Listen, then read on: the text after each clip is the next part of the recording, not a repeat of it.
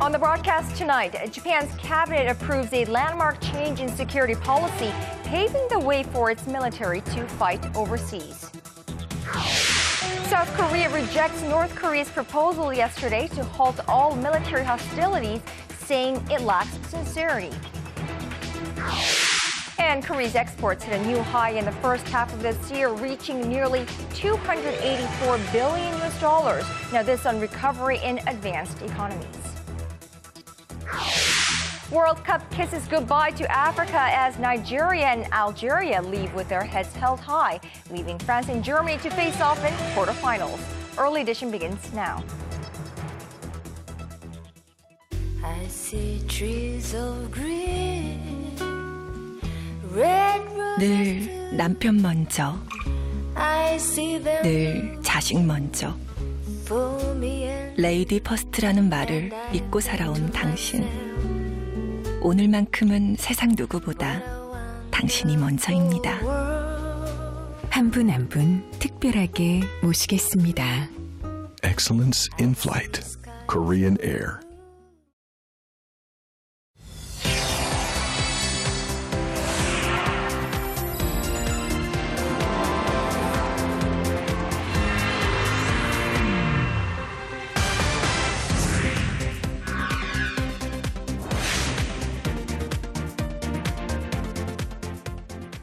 It is 5 a.m. in New York, 6 a.m. in Sao Paulo, and 6 p.m. on Tuesday on the first day of July here in Seoul. Hello, this is Early Edition at 6, live from Seoul. I'm Moon Gon-young. And I'm Daniel Che. Thank you for joining us. We begin with a historic decision from Japan, where the cabinet has just adopted a resolution to lift the ban on the country's right to exercise collective self-defense. Right, the move lays the groundwork to significantly expand Japan's military options and allows it to aid allies under attack outside its own borders. Of course, Japanese Prime Minister Shinzo Abe has aggressively pursued the change since taking office 18 months ago, despite opposition at home and abroad. Strong opposition indeed. The move is considered the biggest shift in Japan's defense policy since the end of World War II and means Tokyo has taken a step closer to expanding its military role in Asia. The South Korean government has previously said that Japanese forces will not be allowed on the Korean peninsula without consent. And South Korea has rejected in no uncertain terms a proposal from North Korea to end all military hostilities starting this coming Friday. Well, Seoul's Unification Ministry today said that the proposal was nonsense and lacked sincerity. The ministry said that South Korea, along with the international community, is fully aware that the North's nuclear and missile programs stand as the biggest threats to the peace and security of the region. An official at the Unification Ministry said the latest offer could be seen as an attempt by the regime to mend inter-Korean ties ahead of Chinese President Xi Jinping's visit to Seoul later this week. And as we just mentioned, South Korea will welcome Chinese President Xi Jinping to Seoul this week in a visit that could signal a significant shift in the region's complicated power dynamics. Now, the Chinese leader, breaking with tradition and visiting Seoul before going to ally Pyongyang, will discuss ways to help denuclearize the Korean peninsula. This during his summit talks with President Park Geun-hye. Our Park Ji-won reports. This week's trip will mark the first time for a Chinese leader to visit South Korea before North Korea. Chinese President Xi Jinping will visit Seoul for 2 days starting this Thursday in a visit that is expected to send a strong message to Beijing's traditional ally. Relations between China and North Korea have soured recently. Beijing was not happy when Pyongyang went ahead with a third nuclear test in February of last year, despite China's warnings.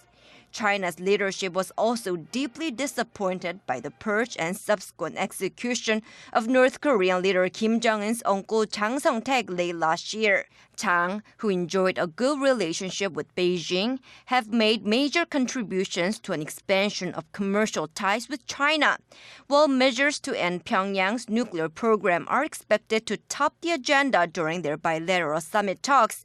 President Xi and South Korean President Park Geun-hye will also discuss other issues, including ways to deepen their economic cooperation. Watchers say that as China is South Korea's top trade partner and South Korea has the highest number of Chinese language proficiency test takers, it's only natural the two countries' ties have strengthened.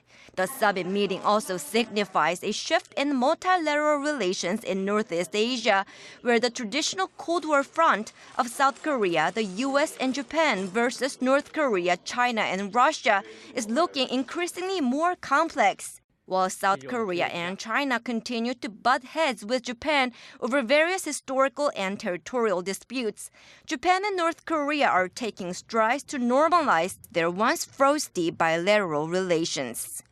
Park Ji-won, Arirang News.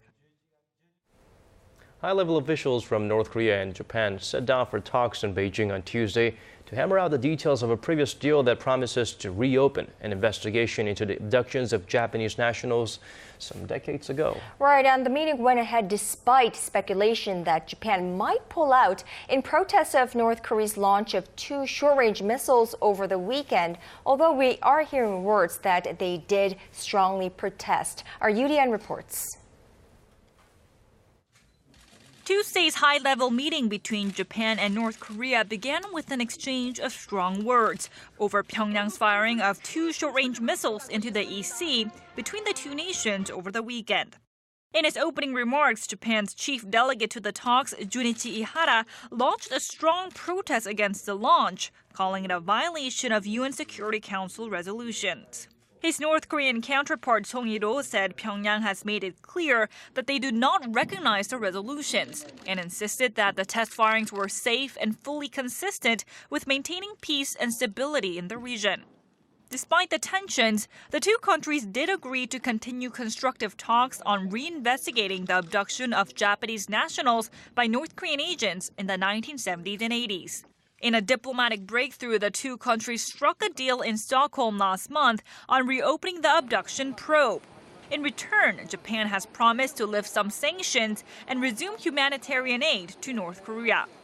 Pyongyang on Tuesday reportedly briefed Japan about the special investigative team it has assembled to look into the Japanese abductee issue. Japanese Prime Minister Shinzo Abe is looking over the details and is expected to decide on Wednesday whether his government will lift partial sanctions on the communist state, and if so, to what scale. Yurian, Arirang News.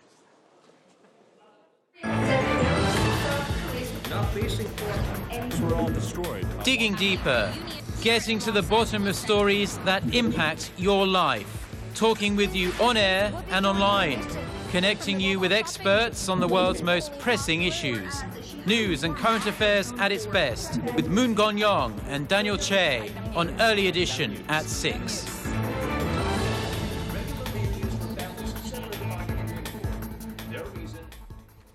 Well, Korea's consumer price growth remained just under 2% for the 8th straight month in June. Statistics Korea says the country's consumer price index rose 1.17% last month from the previous year, the same growth rate recorded in May. The report shows the core inflation rate, which excludes food and oil prices, rose 2.1% from the previous year, slightly lower than the 2.2% increase in May. The report also shows prices for agricultural, livestock, and fisheries products have declined by 1% from the year before, while electricity, water, and gas prices kept the overall prices up with a jump of 4.2% in June. And on the trade front, Korea logged a trade surplus for the 29th straight month in June. The Trade Ministry said Tuesday that exports amounted to $47.8 billion last month, up 2.5% from a year earlier. Imports rose 4.5% from the previous year to stand at $42.6 billion. Now that translates to a trade surplus of $5.29 billion. However, Korea's stock market isn't doing too well. It is actually losing momentum, with the benchmark Kospi fluctuating in the smallest margin ever in the first 6 months of this year. Analysts say this is mainly due to slowing economic growth at home. Hwang Ji-hye tells us more. It's as if the Korean stock market has had its pause button pushed. The Korea Exchange says the nation's benchmark Kospi is losing its vitality, with market volatility in the first half of the year hitting a mere 0.6, its lowest point since 1990 when the market first opened. The closer the index is to zero, the more stagnant the market. The figure was at over 2 in the second half of 2011, but has continued on a downward trend ever since. And it's not just the dynamism, but also the number of transactions that remains subdued. The average daily transactions volume on the nation's main bourse came in at around 23 million in the first half of this year, marking the lowest level in 7.5 years. Analysts attribute the lackluster performance over the past 3 years to sluggish domestic demand and the slowing Chinese economy. Korea is heavily dependent on exports to China. The nation's industries are also closely linked to those in China, so the slumping economy there had a major impact on the economy here. Analysts add that the recent strength in the local currency trend has eroded the profitability of local companies and is keeping the stock market from perking up, but they also forecast better conditions in the second half. They say the global economy, more importantly the U.S. economy, is on a rebound trend, which will result in more robust exports for Korea, eventually raise local corporate profitability, and put some pep in the stock market's step. 황지혜, Arirang News.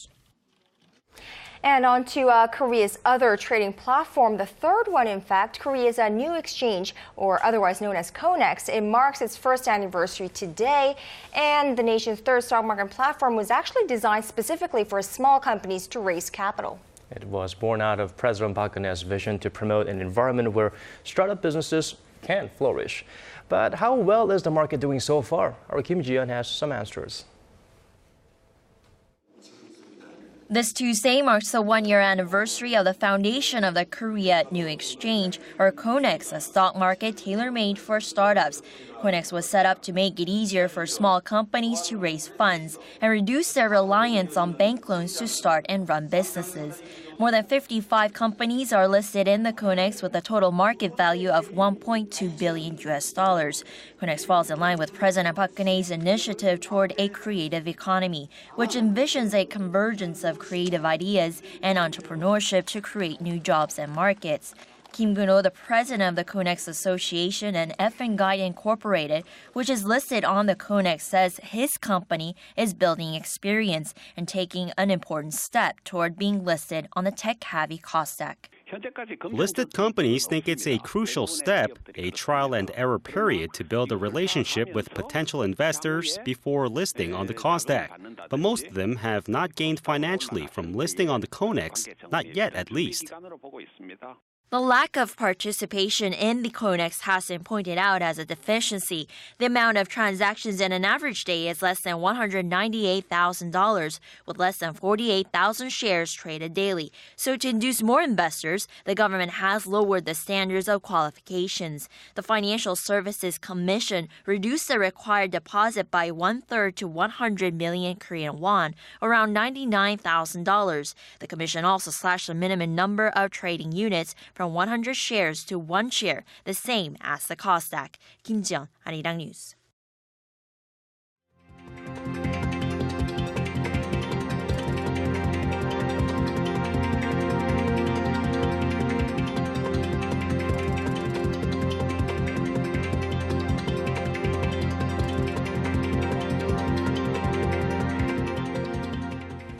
Now, authorities believe they have discovered the body of yet another victim from the Seoul ferry tragedy. The badly decomposed body was found earlier this Tuesday near an island about 10 kilometers from the site of the April disaster, raising the specter once again that more bodies may have been swept out to sea. Right, DNA testing is currently underway to determine the person's identity and whether they were in fact a passenger on the ill-fated ferry. Now, if confirmed, the death toll in the disaster would rise to 293 and the number of missing would stand at 10.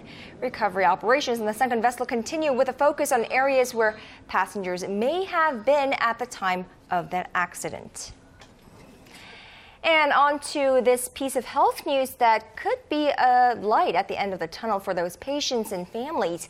Scientists around the world have tried and failed to find a cure for Alzheimer's disease since its discovery in 1906. Well, now a Korean research team has identified the cause of memory loss from this most common form of dementia, which could open up gateways to treatment of the fatal brain disease. It's a little bit complicated, but our Kwon So-ah tries to make sense of it all. In a scene from the Korean movie A Moment to Remember, a young woman suffering from Alzheimer's can't find her way home due to memory loss brought on by the disease, which doesn't just steal one's memory, but is fatal and incurable. But now, a Korean research team has discovered the source of what leads to the loss of memory in Alzheimer's, which is raising hopes of opening a new chapter in the development of treatments. The cause of the impairment, researchers say, lies in the so-called reactive astrocytes that develop once the brain is affected by the disease. Astrocytes are the most abundant cell type in the brain, and reactive astrocytes produce an acid called gamma-aminobutyric or GABA. They found that these acids in affected mice began to produce abnormally large amounts of GABA. An experiment showed that mice that were injected with an inhibitor called selegiline, which suppresses the generation of GABA, regained their memories. However, after more than 2 weeks during which the injections were administered, the effects disappeared, which calls for the next step in the research process. We found that the effects of selegiline grow weaker when it is taken in for a long time. We are currently working on the development of 3 kinds of inhibitors with long-lasting efficacy. The research, supported by the Korea Institute of Science and Technology, has been published in the highly cited medical journal Nature Medicine. Kwon So-ah, Arirang News.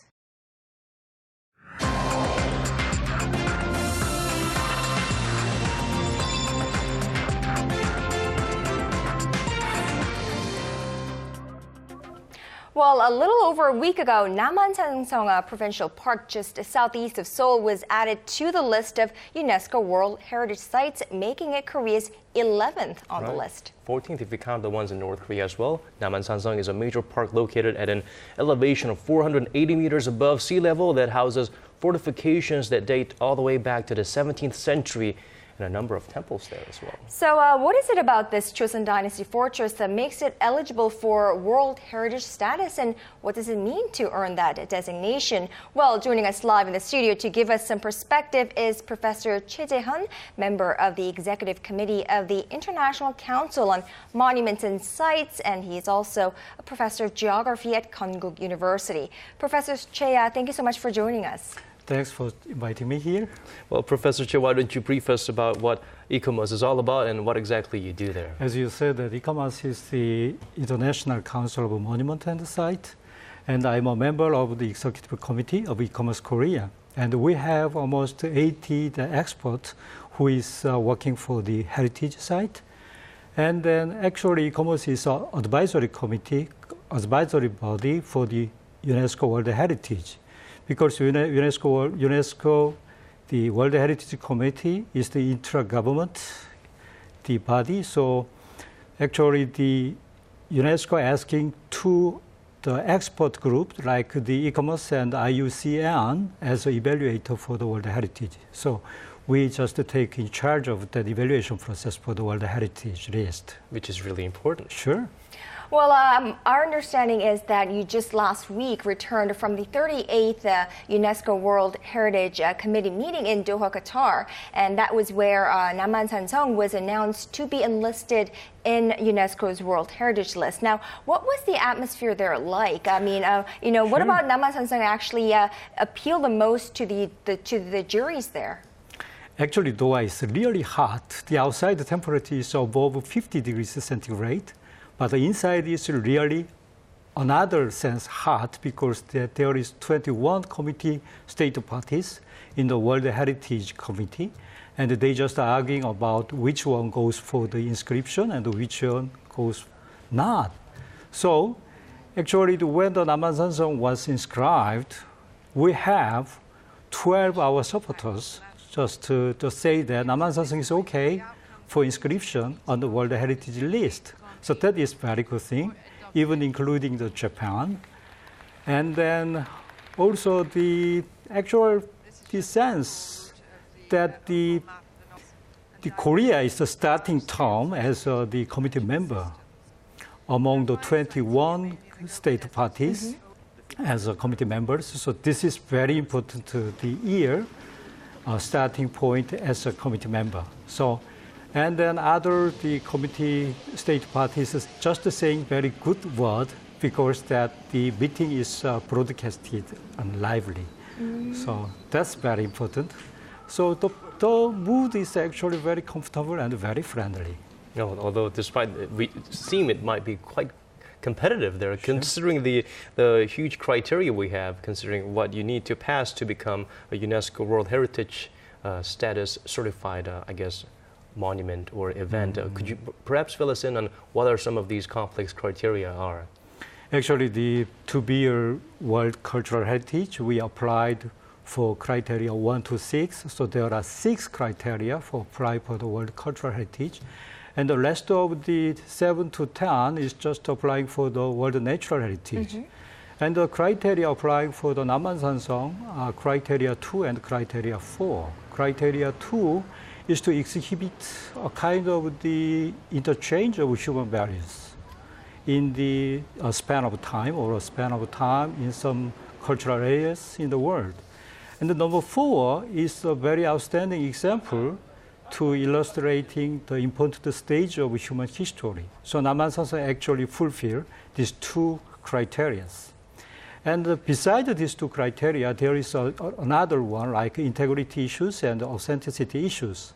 So the important thing is Namhansanseong passed all of the basic requirements to be a World Heritage Site. Well, excellent that we have actually passed all those criteria and met them.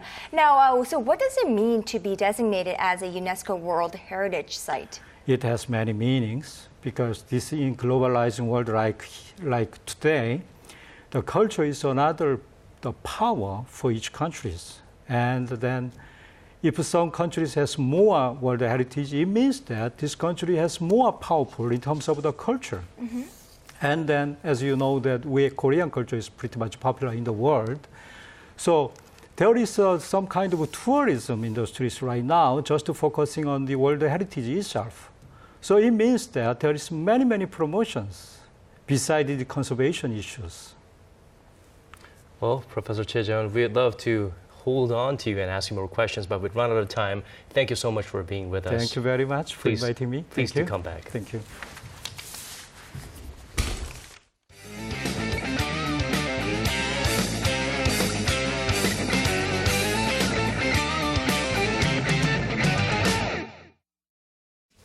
Well, to the latest from the 2014 World Cup in Brazil, France made it to the quarterfinals in Monday's action, beating Nigeria 2-0. It was a relatively close match right up until Paul Pogba scored France's first goal in the 79th minute, and despite Nigeria's tireless efforts, Joseph Yobo's own goal secured France's advance to the last 8.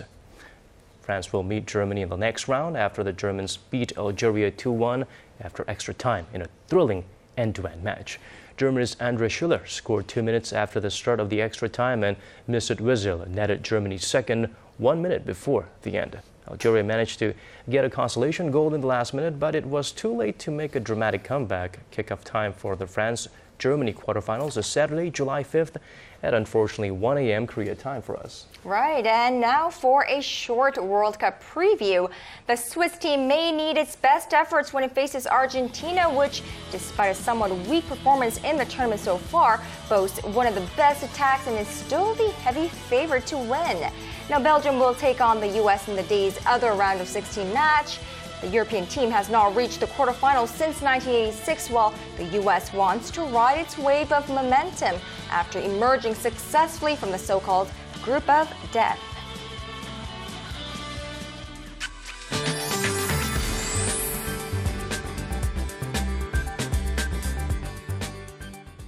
All right, well, let's now turn to our Michelle Park at the Weather Center for the weather forecast. Michelle, it certainly felt like the 1st of July today. Right, things are heating up and temperatures were about 2 to 3 degrees hotter than yesterday. But I also hear rain is on the way to help cool things off. Yes, showers are expected across the nation, and starting tomorrow until the weekend, the southern regions can expect some monsoonal rain, while on and off showers are expected in the forecast in the central region. And now going over to our temperature readings for tomorrow. Seoul will start off the morning at 22 and reach up to 31 in the afternoon. Meanwhile, the southern cities such as Daegu and Busan will peak up to 28 and 24 degrees. And moving over to other regions, Jeju Island tops over to 22, Dokdo at 25, while Mount Kumgang tops down to 23. Well, as for the weather conditions at the World Cup in Brazil, we can expect a cloudy day with rather cool temperatures in the mid-20s. Well, that's all for now. I'm Michelle Park, and back to you guys. Thank you for that, Michelle. And that brings us to the end of our newscast. Thank you for watching. For our viewers in Korea, have a wonderful rest of the evening. This has been Daniel Che.